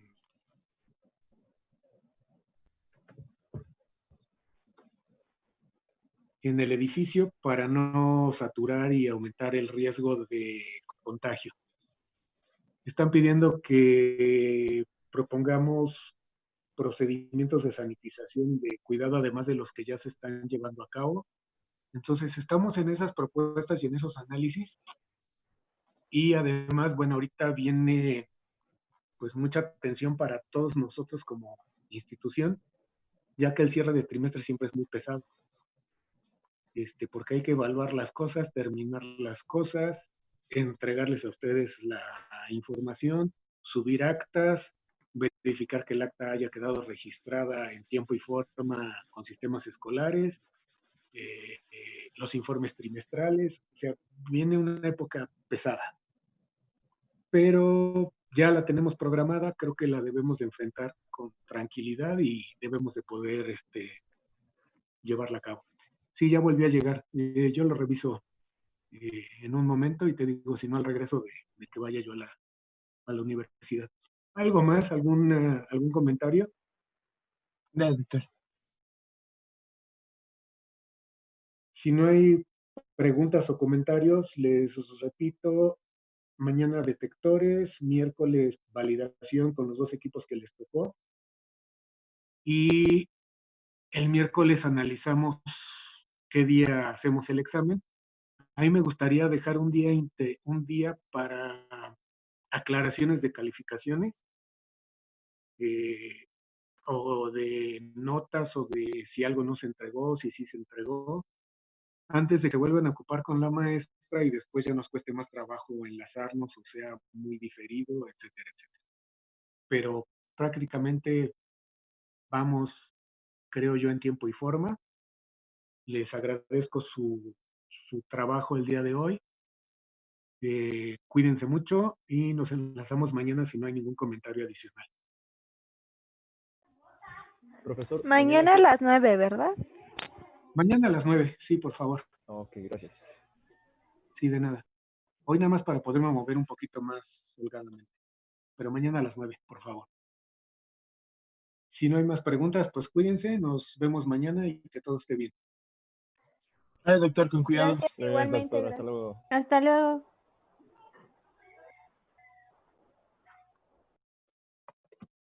Mañana, profe, gracias.